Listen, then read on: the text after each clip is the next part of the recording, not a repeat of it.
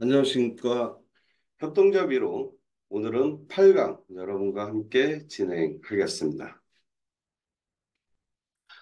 오늘은요, 농협의 대출금리, 쉽게 표현하면 여러분들이 내는 이자가 어떻게 편성되는지에 대한 이야기를 나눠보고자 합니다.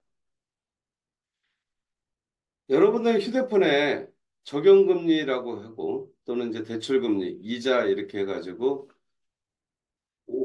변동이 될 경우에는 문자를 의무적으로 보내게 돼 있죠. 그러면 그 문자에 보시면 기준금리가 있고 가상금리가 있고 그다음에 기준금리 몇 프로, 가상금리 몇 프로에서 적용금리가 몇 프로 또는 대출금리, 이자가 몇 프로 이렇게 해서 표시를 해서 여러분들에게 대출을 받는 분들한테 문자가 날아가게 돼 있습니다.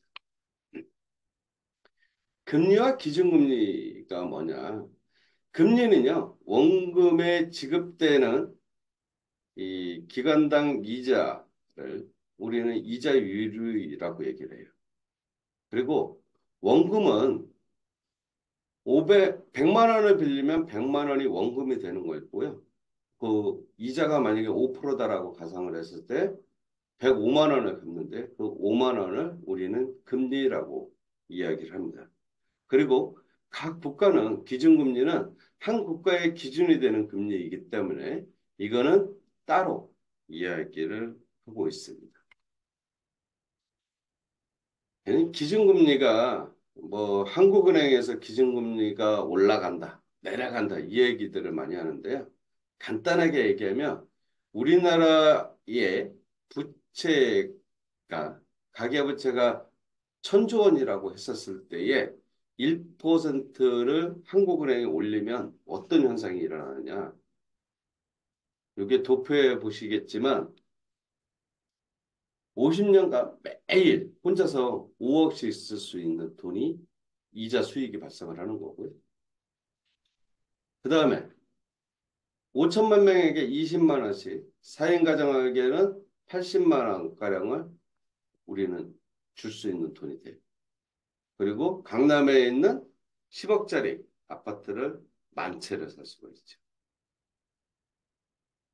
이게 그 기준금리. 그래서 한국은행에서 1% 올리고 1% 내리는 게 얼마만큼의 큰 비용들이 발생하는지를 알 수 있을 것 같습니다. 그래서 보통은 이제 동결한다, 아니면 0.25% 인상한다, 인하한다, 이런 이야기들을 많이 하죠. 그러면 이거와 관련된 건 다른 나라들은 어떻게 하느냐? 예, 한국은 물론 한국은행에서 하고요. 미국은 연방준비제도 이사회에서 결정을 합니다. 기준금리. 일본은 일본은행, 중국은 인민은행, 영국은 영란은행, 유로존 같은 경우는 유럽중앙은행에서 이 기준금리를 결정을 합니다. 그래서 기준금리는 바꿀 수가 없어요. 조합에서 바꿀 수는 없다. 이렇게 좀 이해하시면 될 것 같습니다. 네. 그래서 기준금리가 올라가면 어떤 현상이 일어나는지에 대해서 함께 고민해 보고요. 한국은행에서 기준금리 몇 프로 뭐 이렇게 발표하는 거에 대해서 여러분들이 신경을 좀 바짝 썼으면 좋겠다. 음. 그래서 기준금리는 통상적으로 한국은행은 이 금융통화위원회에서 그 달에 기준금리를 결정하게 되어 있습니다.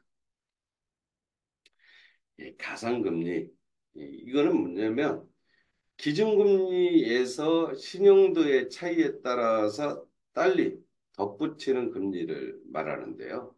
신용도가 높으면 가상금리는 낮게 측정을 하고요. 신용도가 낮으면 가상금리는 높게 측정을 하는 게 관례다. 네. 꼭 그렇게 하라는 법은 없어요. 그런데 통상적으로 그렇게 하고 있다라는 걸 말씀을 드릴게요. 그리고 가상금리를 할 때는 뭐를 구성을 하느냐면 가상금리는 각 회원조합에 있는 리스크관리위원회, 금리조정위원회에서 하는데요. 그냥 막 가상금리를 만드는 게 아니라 업무에 들어가는 제반 비용에 대한 업무 원가가 있고요.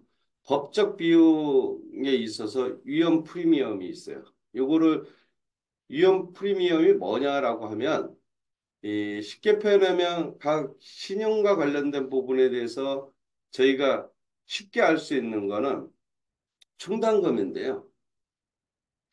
정상 채권일 때는 몇 프로, 그 다음에 3개월 연차가 됐었을 때 몇 프로, 6개월이면 몇 프로 이런 식으로 나누죠. 네? 요주의, 주의, 뭐 불능, 채권 불능 뭐 이런 식으로 나누는데 요것을 우리는 법적 비용 위험 프리미엄이라고 얘기하고요. 그 다음에 신용사업에서 또 마진을 봐야죠. 인건비나 뭐 이런 것들 다 주는데 마진을 좀 봐야 되니까 그 마진과 관련된 부분들을 뭘로 하냐? 목표 이익률이라고 표시를 하고 있고요. 그다음에 가감 조정 금리와 관련된 부분들은 여기에서 조합원일 때는 준조합원에 비해서 뭐 0.5%를 감액한다든지 이러한 것들을 이야기를 하는데 그것을 가감 조정 금리라고 표시를 하고 있습니다. 그래서 그러한 것들을 누가 결정하냐? 간단하게 이야기하면 금리조정위원회.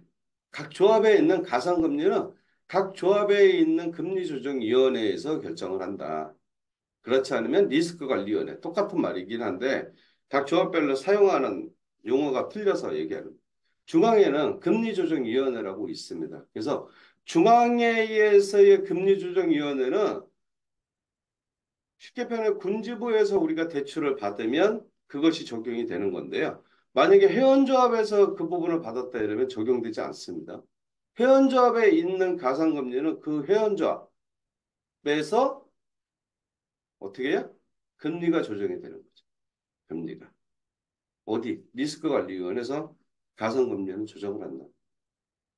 그래서 중앙회도 법인이고요. 회원조합도 법인이에요. 그래서 법인이 알아서 가상금리는 결정을 한다라고 보시면 됩니다. 예. 이렇게 아까 설명드렸던 거 한 번 더 표시를 합니다. 한 번 더 말씀드릴게요. 회원조합, 예. 지역농협은 금리조정위원회 또는 리스크관리위원회에서 결정한다. 회의는 필요할 때 위원장이 수집하는데 이 위원장은 누구냐? 조합장이죠. 꼭 알아두세요. 그래서 가상금리는 이거 중앙회에서 결정해서 내려오는 겁니다. 이러면 거짓말이다. 예.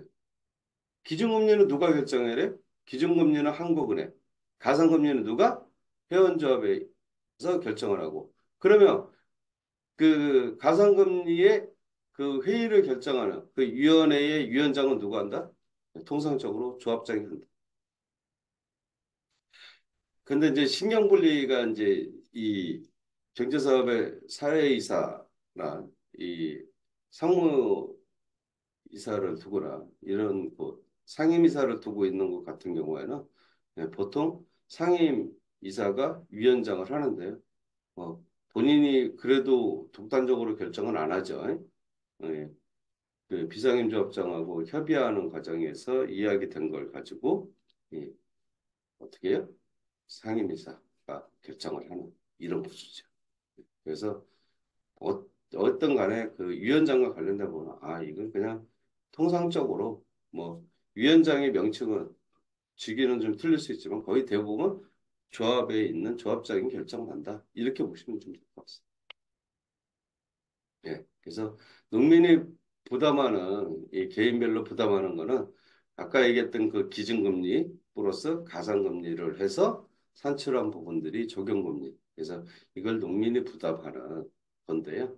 올해가 요새 같이 굉장히 어려운 시기에 이 기준금리도 올라가는데 가산금리까지 덩달아서 올라가고 있습니다. 그래서 이 부분과 관련된 건 여러분들이 혹시 이사나 감사들이 있으면 이런 것에 대한 문제 제기들을 좀 진행을 해 주셨으면 아무래도 농민들이 이자 비용과 관련된 부분들을 조금 더 덜 가질 수 있지 않을까라는 생각이 좀 듭니다.